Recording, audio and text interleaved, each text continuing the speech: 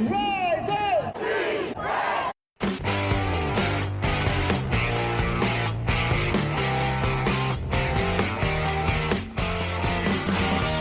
This is the Rise Up See Red podcast, all about the Arizona Cardinals and the NFL, featuring insider and outsider perspectives. Enjoy the best hour of Cardinals talk on the web.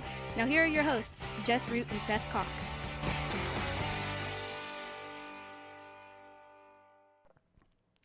Hello, Arizona Cardinals fans, and welcome to the latest edition of the Rise Up See Red podcast. I'm your host, Jess Root from CardsWire.com, the USA Today NFL Wire site that covers, of course, the Arizona Cardinals. This is episode 502 as we have our second preview show of the week. In Week 17 as the Arizona Cardinals take on the Philadelphia Eagles on New Year's Eve, 1 p.m. at Lincoln Financial Field. It is the return of Jonathan Gannon and Nick Rawlins to Philadelphia, a place where Gannon is not greatly loved these days. It hasn't been for almost a year. And to talk about this matchup, this is the opponent preview show for the week, and I've got Glenn Erby, a friend of the show who's been on the show a couple times for the yearly opponent preview. Glenn Erby, the managing editor for the Eagles Wire, our sister site that covers the Philadelphia Eagles. Glenn, welcome back to the show. I hope you've had a happy holidays and that you are fired up for what the Eagles expect to be a playoff run, because the Cardinals, we're just looking at draft status right now. Jess, good morning. Yeah, Merry Christmas, Happy New Year. We're ecstatic, happy to welcome Jonathan Gannon back. You know, guys are hoping to drop a good 30, 40 on your team. So, you know, all is love. Yeah, well, the truth is it shouldn't take too much. The Cardinals gave up 27 to the Bears, 45 to the 49ers. They did only allow 10 to the Steelers, but the Steelers have a terrible offense. They gave up 37 to the Rams. They gave up 31 to the Ravens. We've been giving up points. There have been 3 different players this year who have earned Offensive Player of the Week after facing the Cardinals this year. So it's, dropping 30 I think would be kind of par for the course. So let's start with the Jonathan Gannon thing, because now granted, this ends up being, because we do kind of a written form of some of this stuff, so we get to talk about more. But I did ask this in our Behind Enemy Lines piece. What are the feelings towards Jonathan Gannon? Because it like, from an outside perspective, it feels like that that Eagles fans and perhaps the media have taken the opportunity over the last 9 months to use Gannon as a bit of a scapegoat. That they got beat by the Chiefs and Mahomes, which Mahomes tends to do that to most people he plays. He leaves and go back to the combine. The Philly reporters aren't talking about the draft. They're peppering him with questions about the Super Bowl.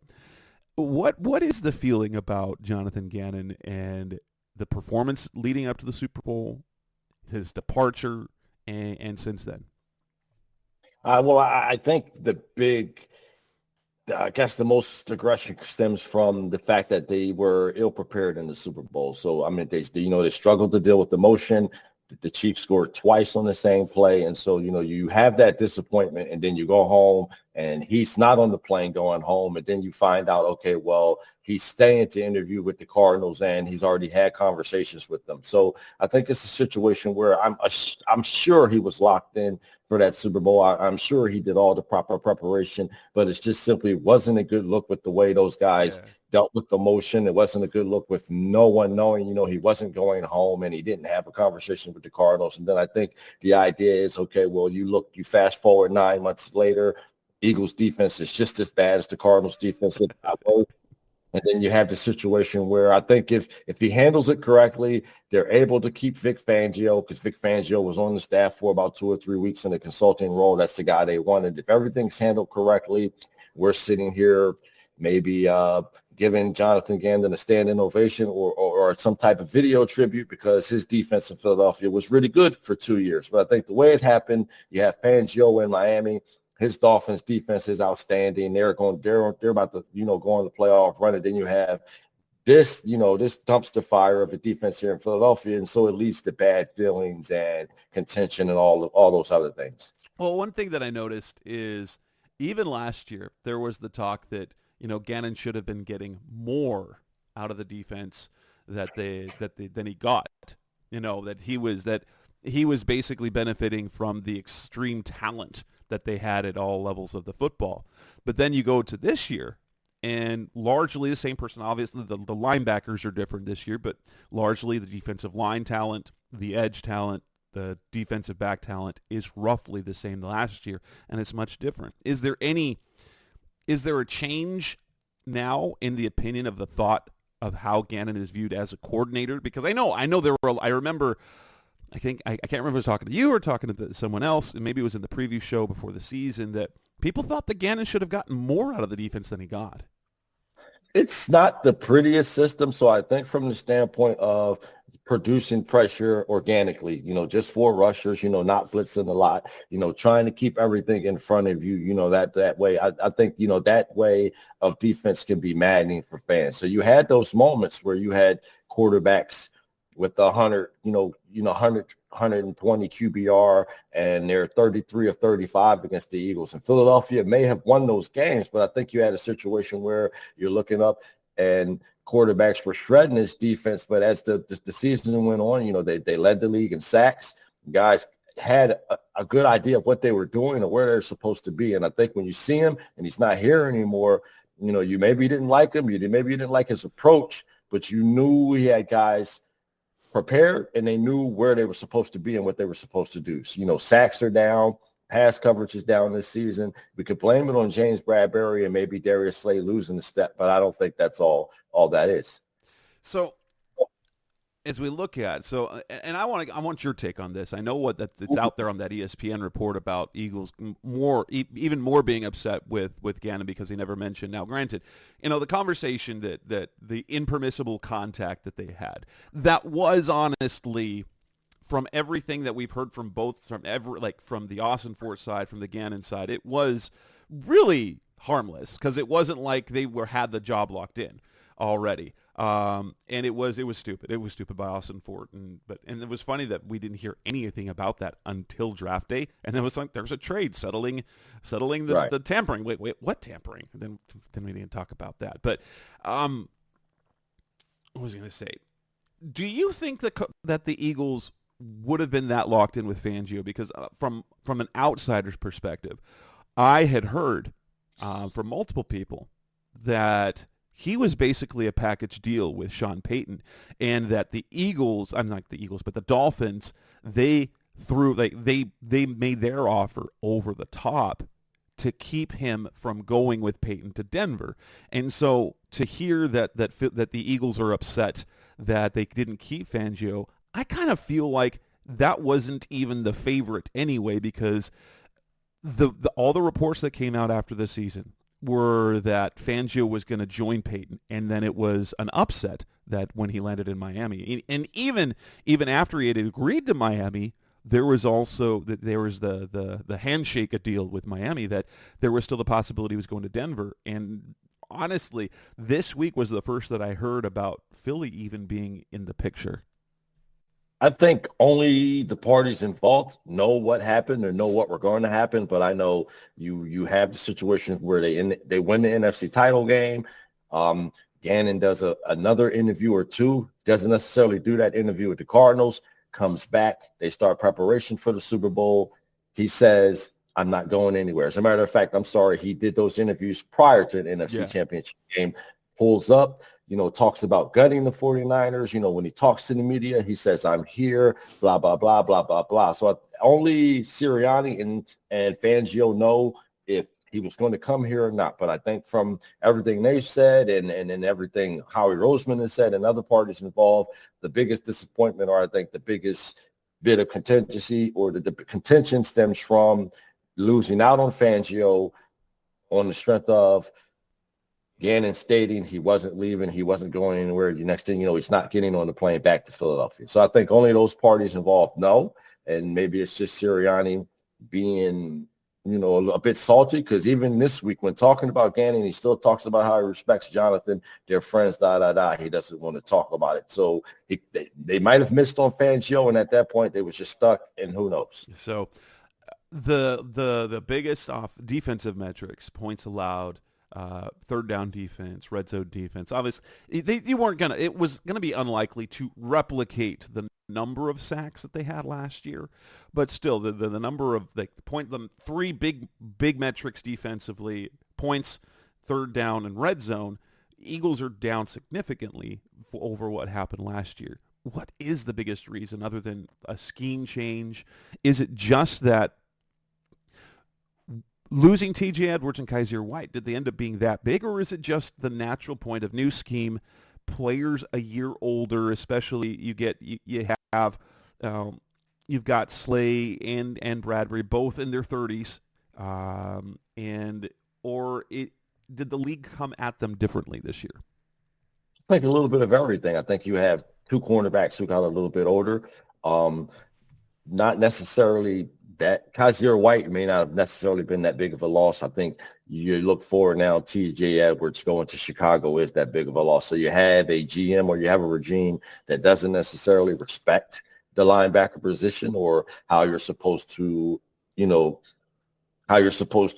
build a roster from that. So you have a situation when you have a lack of depth at linebacker, you have a lack of depth at the safety positions. You could have upgraded some of your signings and free agency didn't hit. So I think you have a situation where it's all those things involved. You have a better schedule. You have a team that just went to the Super Bowl. So you're going to get everyone's best shot when they play you. So all those things are involved. Two new coordinators. I think everything's happening at once. And the fact that they're sitting there with, the potential to have 11, 12, 13 wins says a lot about the organization. But I think it's just a lot going on at one time as well. Offensively, still very, very good. However, Jalen Hurts' numbers this year are, and I've heard through other channels that perhaps they aren't as happy with Hurts this year as they have been. What is your take on Hurts' season this year? Obviously, he hasn't been the otherworldly quarterback. He's turned the ball over more, but 35 total touchdowns between passing and rushing. He's closing in. I imagine he'll probably clear 4,000 passing yards. Is that really that bad a season, or was this a natural thing to happen after the type of season that he had last year?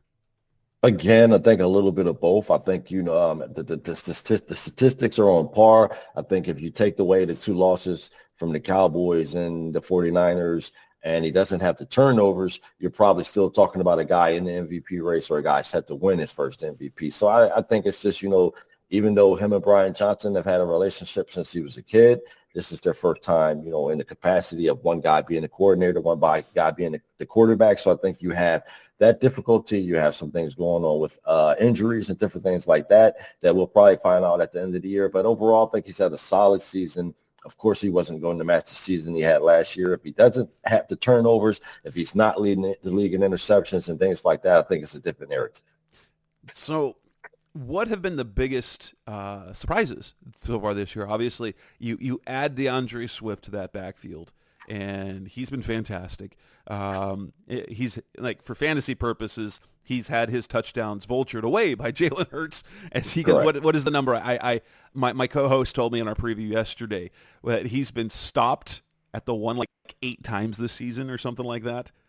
Yeah, I think Jason Kelce made note of it, I think yesterday or the day before. But, and that every time he gets to the 1-yard line, Kelce lets him know what's about to happen. And, you're going to get that brotherly shove or the tush push.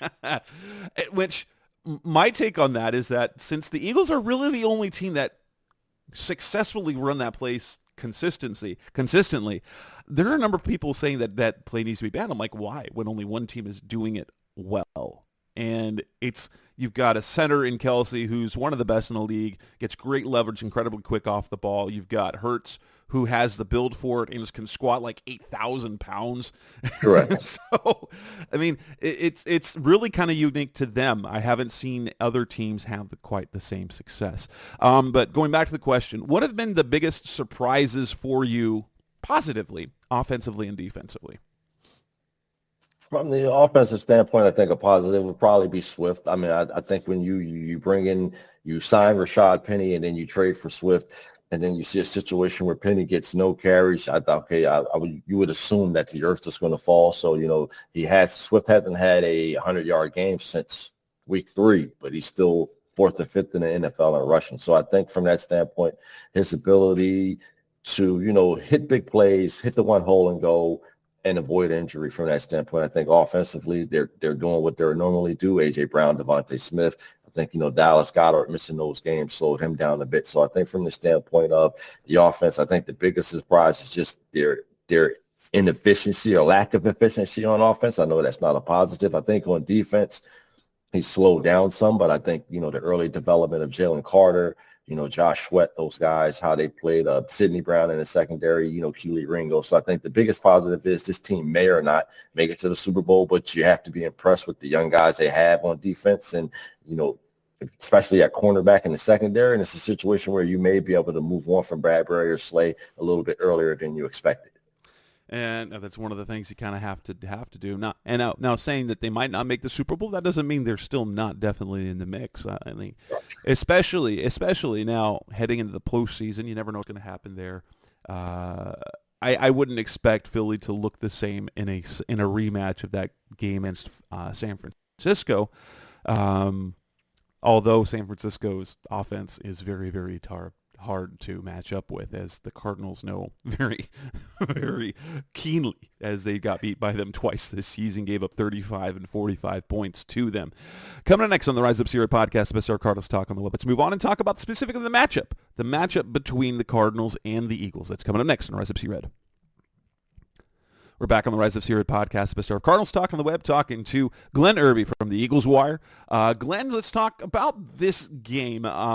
Obviously, I don't think the Eagles and the Cardinals are on completely different levels when it comes to this game. However, this game is interesting in the fact that now things have gotten more interesting with the injury report because Kyler hasn't practiced this week, and while there doesn't seem to be the vibe that Kyler doesn't play, if he doesn't play, this is a completely different conversation completely. And we're recording this on a Friday morning, so the final injury reports won't come out till later today, and you're hearing this show on a Saturday or on a Sunday, and so obviously that is information you already know. That said, what are the matchups that you are looking forward to most in this game?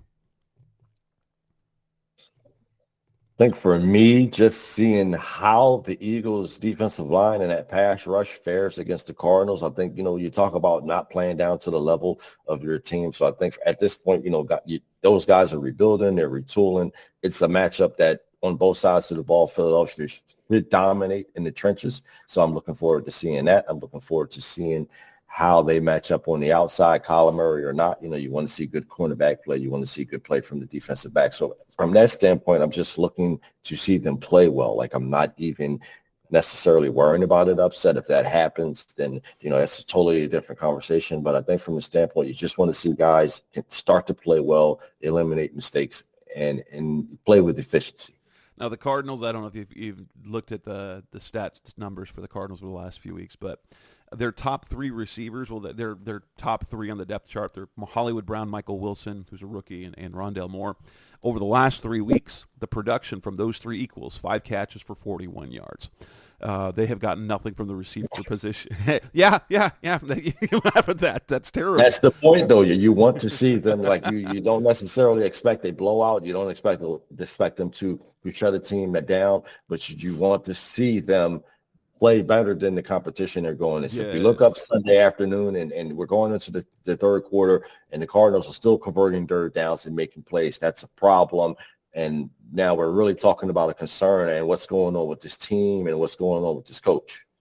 The Eagles' run defense it has a couple different numbers. So they're a top 10 defense in terms of yards allowed, but very middle of the pack in terms of yards per carry. Right. What do you think about this rush defense? Because the Cardinals, granted, I will say this, I will definitely add the asterisk. The Cardinals have been able to run the ball on most teams. The Bears, who average up only 80 yards a game, the Cardinals rushed for over 90, and that was in a game that they were trailing 21-0. So they couldn't run the ball as much as they wanted to. They went against the number one rush defense in San Francisco against the 49ers, rolled up 234 yards. Granted, Javon Hargrave was not on the field. Eric Armstead was, so they were missing their two top defensive tackles. But the Cardinals can run the ball, and that is the thing that they do best offensively. What what is the true story of the Eagles' run defense? Is it top 10 because they are leading in games, or is it top 10 because they dominate up front? A little bit of both. I think sometimes, I think you can add that they're top 10 because, teams, when they feel like they can't run, can pass. So I think it's a little bit of all those things. I think when Jordan Davis is feeling good, when he's on, they're really stout. I think, Jalen Carter as a rookie, he's starting to hit the wall. But I think, when you have Jordan Davis, Fletcher Cox, Milton Williams, and those guys, and they're on and they're in sync, it's a really stout group. I think some of the issue you have is where, Zach Cunningham is not in the lineup. They've been better against the run. When he's in the lineup, he's expected to return. So I think it's a bit of dominance up front and solid linebacker play. That play dissipates in the passing game, but in terms of the rushing attack and stopping an opponent's rushing attack, you have those two big guys in the middle, and Zach Cunningham has been solid as a linebacker. The Cardinals, their pass game has been centered around the tight end position and the running back. Trey McBride's had a big year. Elijah Higgins has come on the last couple of games. How do the Eagles defend the pass in terms of defending the tight ends and running backs? Big deficiency. They struggled in that. I think you'll see, depending on what the Cardinals do outside, I think you'll see situations where you'll see James Bradbury go from cornerback into the slot. I think you'll see situations where you'll see James Bradbury matched up on McBride because obviously he's the Cardinals' best offensive player. He's the best offensive pass catcher. So I think you'll see different looks. You'll see cornerbacks and safeties matched up on the tight end, more of the focus going on him, less of it going on outside. I think you'll see zone and two safety looks on the back end. The Cardinals haven't had a sack. Well, they've had one sack in the last 4 games, and that one sack was last week when they didn't actually hit the quarterback. Justin Fields ran out of bounds for no gain near Dennis Gardeck. How has been Philly's pass protection this year? It's down. You'll still see, when Pro Football Focus or others do their offensive line grades, Philadelphia will still be number 1 or 2. But I think in terms of, Jordan Mailata's over the last 4 or 5 weeks has allowed an enormous amount of pressures. You have Landon Dickerson out with the thumb injury, so Sua Opeta will be at left guard for him. So, I think it's a situation where you've had guys bouncing in and out of the lineup this year, especially on the offensive line. Cam Jurgens, second-year guy, natural center, moved over to right guard. He's been in and out of the lineup. So they've been solid, but teams have also been able to take advantage of them up front as well. So, again, it's a continued work in progress. I'm going to ask this question that I asked for the written piece, and is there an area, because I don't think there is, you might be able to argue one spot. Do you think that there's an area where the Eagles aren't better than the Cardinals at any part of the offense, defense, coaching? Is there any matchup, is there any part of the team where the Cardinals might have an advantage? I think in terms of the McBride matchup against our linebackers and safety. So I think from that standpoint, if you can pass block up front, establish somewhat of a running game, and feature him in the passing game, there's enough there to keep you guys in the game. So I get the quarterback position. Hurts is a level above Kyler Murray, though even with Kyler's playing at the level he's capable of, the two are even.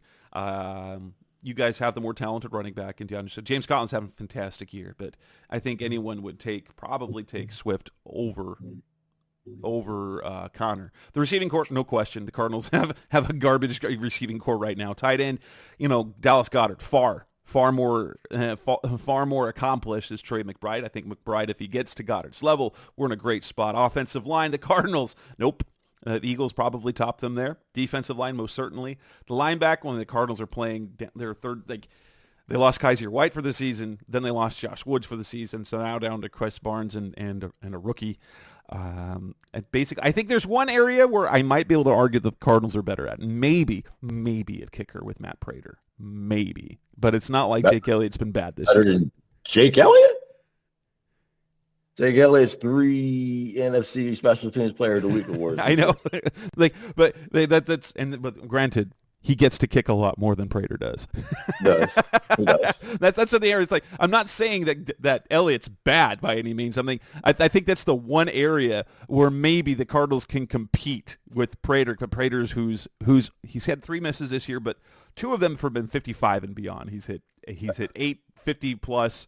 He's only kicked, and honestly, he's only had 18 field extra point attempts. He's only attempted 27 field goals, and so yeah. But I think that's the one position where you can put Prater versus Elliott and say maybe Prater's better, maybe. But yeah, I'll take that. All right, coming next on the Rise of Zero podcast, Mr. Cardinals Talk of the Web. Let's move on to the parts where we make picks and predict for this game. That's coming up next on Rise of Red. We're back on the Rise of Red podcast, the best hour of Cardinals Talk on the Web, in the preview in the prediction segment of our show. If you listened to the show before, you've heard what I predicted for this game on episode 501. But let's hear what Glenn has to say. How do you see this game playing out for the Cardinals and the Eagles on New Year's Eve?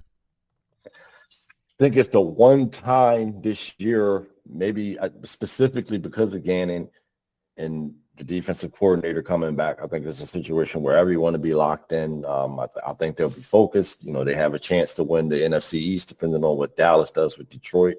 So I think it's a situation where I think they'll actually be focused, efficient, locked in, and I think they'll probably play the best game they've played in the last 6 weeks. Ooh. And I see this game in this is nothing against the Eagles, but seeing how they've been defensively over the last few weeks. I don't think the Cardinals are going to compete. I don't think it's going to be a close game. I predict this is going to be a blowout, but the Cardinals actually look okay. But I have said over the last few weeks that if the Cardinals are going to F around and win a game, I could see them winning this one just because of the Gannon. I think the Cardinals will be equally locked in for Gannon and Rollis.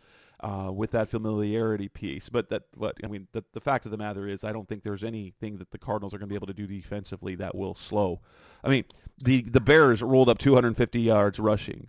Khalil Herbert and Justin Fields ran all over on the Cardinals. So between DeAndre Swift, Kenneth Gainwell, and Jalen Hurts, I honestly, I'm expecting no less than 250 rushing yards from the Eagles in this game. Yeah, but I give Gannon some credit for, he spent 2 years with Hurts, so if anyone knows how to attack him or that passing game or just the Eagles offense as a whole, it would be him and Rollis. So I think from that standpoint, you could see some different looks. You could see some looks where, maybe he's throwing some looks at Hurts in practice that he wasn't necessarily comfortable with. So I think you'll see him switch some things up, and depending on how things go in the first half, this could be interesting. I will say this: I would feel a little bit more comfortable if we hadn't lost almost all the talent on the defensive line. So the Cardinals, they have their 4 best defensive linemen. L.J. Collier, done for the year. Carlos Watkins, done for the year. Lecky Fotu, he might come back this week. He's on IR currently, been designated to return. Jonathan Ledbetter, granted, you might have heard of some of these players because they're not that great. Jonathan Ledbetter is one of their best defensive linemen. He injured his knee. He's going to be placed on injured reserve this week. Kaiser White's gone. And so of their front 7, and their edge presence has been almost nothing the last several weeks. For 3 weeks, you and I had as many sacks as the Cardinals did as a team. So, while I believe in the scheme of Gannon could cause problems, the talent's not there. So they might have the X's and O's, but they do not have the Joes to keep up. They don't have the horses in this game to keep up with that offense. With the exception, if somehow they can get a turnover or two, I don't think that Philly I don't think Philly will see much resistance defensively from the Cardinals. Now, do I think the Cardinals can move the ball on the Eagles? I do. I think that they'll be able to move the ball. I think Kyler will have one of his better games. And the one thing that the Cardinals do, they do protect the football pretty well. Since Kyler's return, they've only had 4 turnovers total in 6 games. And 2 of them came in 2 games. He threw a couple of interceptions against the 49ers. But he is careful with the football. The 5 games previous to his return, they had 10 turnovers in those 5 games leading up to it. So I believe the Cardinals will protect the football. I think they can reach the 20-point mark. I think the 20 to 25 range. But I think they're going to give up nearly 40. I've got this game 37-24 Eagles. So it is a game in which the Cardinals are blown out. basically. It's a 2-score win for Philadelphia, but the Cardinals Play well. look, they play pretty well offensively. They don't play well defensively. I just don't think that that's something they're able to do right now with the talent. 250 plus yards on the ground for the Eagles. I think maybe they 37 points for me. That is 7 scores, right? And so that's, they get 10, 12 drives in the game. Well, maybe 10 drives. That means they're stopped only a couple of times. 37-24 is my pick. How do you see this game playing out? What do you think the final score is going to be? And obviously, we will see this if you're reading Cards Wire, if you're reading Eagles Wire. You're also going to see these predictions in print on the websites. I mean, it has a shootout feel. I would love for them to rush for 250-something plus yards. I just think at this point, they're so pass happy. A stout running game, being aggressive, being physical up front could really put this game away and prevent any melodrama or anything like that. I don't think that's necessarily going to happen. I think they're going to air the ball out. They're going to do what they normally do, but I think they'll take over. They'll run the Cardinals down over time, and I see a 41-31 finish. Ooh, but that gives the Cardinals the cover with that 10.5-point spread. Correct. That would be fantastic. I would be very happy with that. I mean, as happy as I could be with the 10-point loss. Who do you think that the big performers are going to be for Philly? I mean, I think A.J. Brown's had a rough week, and anytime he has a rough week, he usually responds. So I would look for him, Devontae Smith, and just that passing game to be the biggest performance on the day. If we're looking at the betting lines, you got the A.J. Brown props at 80.5. I think that's a lock for the over, but that could be a case where he puts up big numbers in the first half. So 80 is really tough, but I love Devontae Smith over 53.5. I think he's going to. Honestly, I think he's going to give the Cardinals a lot of trouble because of his talent. DeAndre Swift. Oh, that's only at 68.5. I say hit that over. When I talk about this. So when the alternate totals come out, I would ladder Swift at over 68.5 and over 75, and I might be tempted to do over 100 based on what we've seen from the Cardinals' rush defense. But yeah, turnovers. How do you think the turnover battle goes? Do you think there are multiple turnovers? Do you think the Eagles turn it over? Do you think the Cardinals turn it over? I think both teams will turn the ball over. I think at this point, it's not a situation where Philadelphia is all of a sudden going to start protecting the ball. So whether it's a Jalen Hurts interception or a fumble, there's going to be a turnover on that side of the ball. And Philadelphia is not necessarily forcing or taking the ball away from people. So it'd be a situation where, I guess because you have a bad personnel on the field, you could see some turnovers from the Cardinals' point of view. But I think the Eagles will certainly turn the ball over once or twice on Sunday. All right. Anything else? So you can find Glenn Erby's work on Eagles Wire over there. He also runs one of the other sites. But for this week, we care about the Eagles Wire right now. Glenn's doing double work, managing a couple of sites. So, Glenn, thank you for your time. And that'll wrap up this edition of the Rise Up C-Red podcast, the best of Cardinals talk on the web. Our next show will be after the new year with Seth and I talking about how this game goes. Again, Glenn Erby from the Eagles Wire. Check him out there. That's Glenn Erby. I'm Jess Root. Thanks for listening as always. Thanks for listening to the latest edition of the Rise Up C-Red podcast. Listen to previous episodes and subscribe to the show on Apple Podcasts, Stitcher Radio, Audioboom, or many other podcast platforms so shows are delivered directly to your mobile device. Please give the show a 5-star rating and always support the sponsors who support the show. We'll be back soon for the best hour of Cardinals talk on the web. Rise up, Red Sea, be Red Sea Red, and of course, Rise Up Sea Red.